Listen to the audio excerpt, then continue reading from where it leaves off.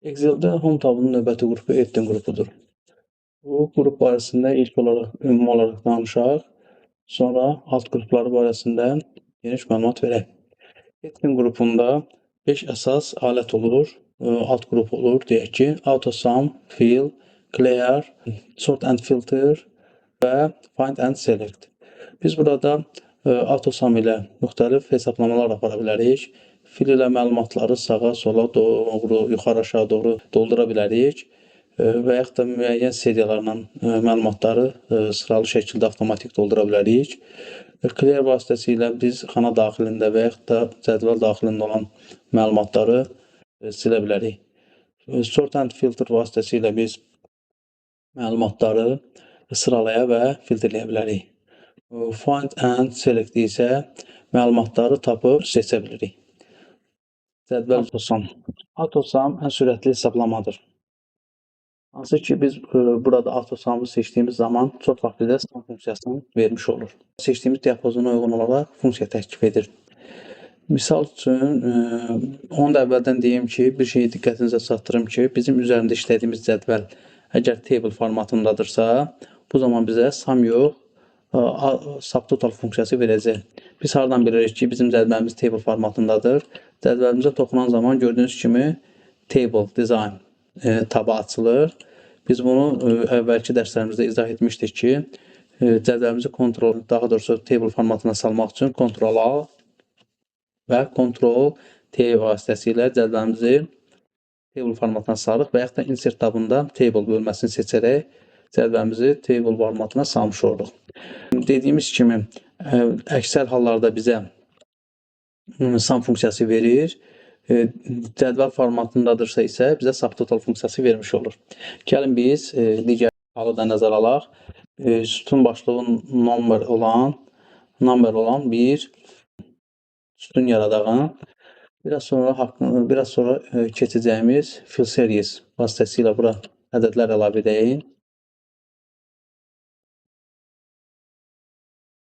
Gördüyünüz kimi 1-dən 20-yə qədər 2-2 artan ədədlər əlavə etdik. İndi isə biz bunlar arasında fərqi görək, baxmaq üçün gəlin AutoSum'ı tətbiq edək. Table formatında olan cədvəlimizin ədədlər yerləşən sütunun alt hissəsində yerləşən ilk xananı seçirik və burada AutoSum'ı vururuq. Tətbiq etmiş oluruq. Gördüyünüz kimi burada subtotal funksiyası vermiş oldu. Burada heç bir cədvəl formatında olmayan sütunumuzun altında isə boş xananı seçib AutoSum'ı toxunduğumuz zaman bizə sum funksiyası vermiş oldu. Sum funksiyası ilə AutoSum'ın arasında fərq ondan ibarətdir ki, biz əgər filtr vasitəsilə hansısa bir seçimləri cədvəlimizdə görsənməmək üçün filtrdən azad ediriksə, bu zaman sum'da o nəzərə alınır. Yəni sum onu da sayır, filtrdən çıxarılmış ədədləri də sayır. Subtotal isə saymır. Gəlin hər iki variantı Ctrl-L vasitəsilə filtrləri aktiv edəyin. Buradan müəyyən bir gördüyümüz kimi nəticəmiz nədir? 100 və deyək ki, bunu bir all borders edək seçilməsi üçün. Bu cədvəldən gəlin müəyyən bir məhsulları çıxardağın. Gördüyünüz kimi buradan 14825 olduğu halda cədvəldə qiymət dəyişmiş oldu. 11079. Amma digər cədvəl nümunəmizdə isə bizdə 100 olduğu kimi qaldı. Niyə? Çünki filtrin daxilində olan ədədləri də nəzərə aldı. Burada isə nəzərə almadı. Filtrdən çıxardılmış ədədləri nəzərə almadı. Bu funksiyalar barəsində növbəti dərslərdə tam olaraq onların quruluşu barəsində danışacağıq. İndi isə AutoSum'a geri qayıdağın. AutoSum'da biz dediyimiz kimi işarəyə birbaşa toxunduğumuz zaman bizə cəmləməni verir. Lakin onun yanındakı oxa toxunduğumuz zaman bizə digər hesablama variantları da təklif edir.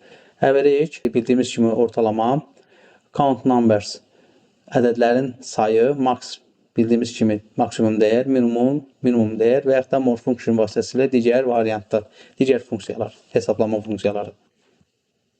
Əlavə bir şey də deyək ki, subtotal funksiyası tətbiq olunmuş xananın üzərinə toxunan zaman sağ tərəfində yerləşən ox vasitəsilə biz drop down list açılır və buradan da istənilən variantı seçmiş oluruq. Bu gördüyünüz kimi average ortalama count. Count bu dolu xanaları sayır.